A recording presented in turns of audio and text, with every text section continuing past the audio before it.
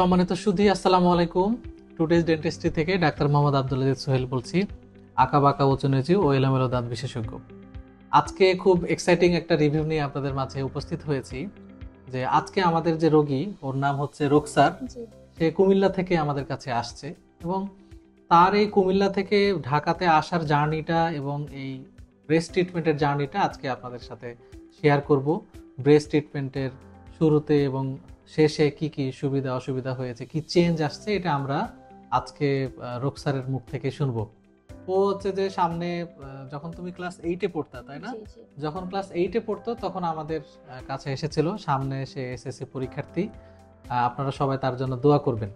তো রোকসারের কাছে শুরুতে যেতে চাই যে তোমার যেই চিকিৎসাটা শেষ হলো, প্রায় 1.5 বছর যাবত আমরা তোমার ব্রেস্ট চিকিৎসাটা করলাম, ব্রেস্ট দিয়ে তোমার চিকিৎসাগুলা, এলোমেলো দাঁতগুলা ঠিক করলাম। কেমন লাগছে আজকে যে ব্রেস্ট চিকিৎসা শেষ হলো? আসলে 18 মাস পরে যখন ব্রেস্ট খোলার পর নিজের দাঁত দেখে অনেক এক্সাইটেড লাগতেছে যে আগের থেকে অনেক সুন্দর হয়ে গেছে। কারণ প্রথম যখন আসছিলাম আগে দাঁত অনেক বাঁকা ছিল, সোজা ছিল, যে কারণে হাসতেও মানুষের সাথে কথা বলতে অনেক একটু কিরকম যে লাগতো।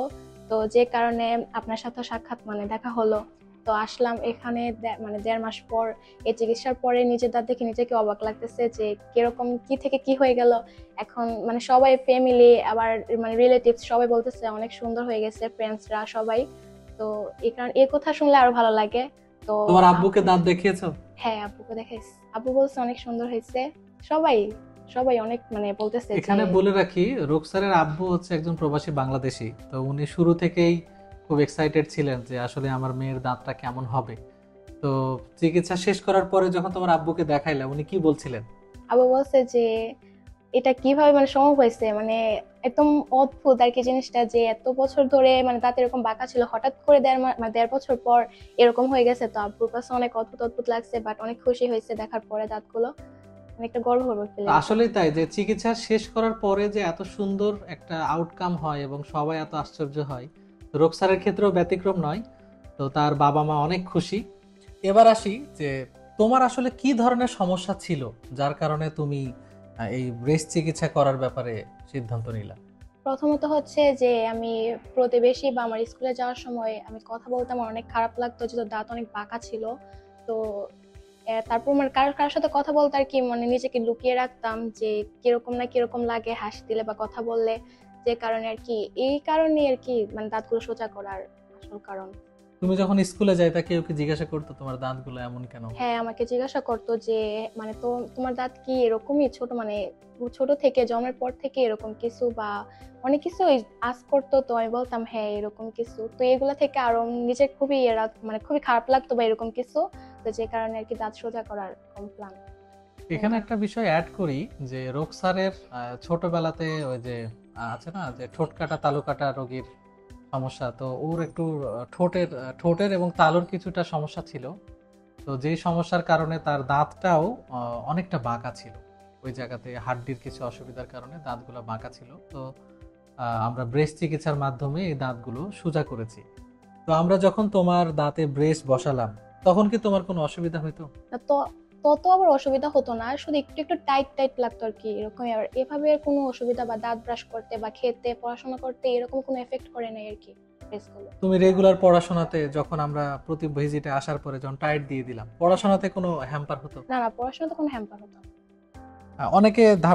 অনেকের ধারণা যে ব্রেস্ট থাকলে খাবার খেতে অসুবিধা না হয়। না, খাবার তো তুমি কিভাবে খাবার দাবার খাইতা?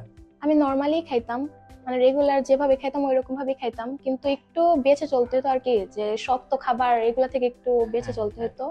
এগুলা থেকে আর কি একটু থাকতাম। এটা একটা নিষেধ করা ছিল যে হার্ড ফুড গুলা কামড় দেওয়া যাবে না, কিন্তু রেগুলার খাবার দাবার সবকিছু খাওয়া যাবে। ব্রাশ করতে কি ধরনের অসুবিধা হতো বা কিভাবে তুমি ব্রাশ করতা? ব্রাশে রেগুলার মতোই করতাম, এটা তো কোনো প্রবলেম হয় না, ব্রাশ করতে কোনো প্রবলেম হয় না দাঁতে ব্রেসের সময় আর কি। ওকে। তো ব্রেস পরলে অনেকেরই ধারণা যে প্রচন্ড ব্যথা লাগে। তো আসলে ব্রেস মুখে পরার পরে, টাইট দেওয়ার পরে কি এরকম কি কোনো ব্যথার কোনো অভিজ্ঞতা তোমার হয়েছে ডিউরিং 1.5 বছর? না, এত অতিরিক্ত ব্যথা করে নাই, একটু সামান্য একটু টাইট লাগার কারণে একটু ব্যথা করতেই পারে দাঁত, এটা স্বাভাবিক। তো এতটুকু, এভাবে কোনো অতিরিক্ত ব্যথা বা চাপ এরকম লাগেনি। ওকে। তো তো দীর্ঘ 1.5 বছর পরে আমরা তোমার আজকে ব্রেস খুলে দিলাম। তারপরে তোমার দাঁতের ভেতরের পাশ দিয়ে কিন্তু ফিক্স রিটেনার দেওয়া আছে। হ্যাঁ এই রিটেনারটা যখন তোমার মুখে দিলাম, যে অনেকেই ভাবে যে রিটেনার পরলে খাবার দাবার খেতে কোনো অসুবিধা হবে কিনা বা খুলে যাবে কিনা।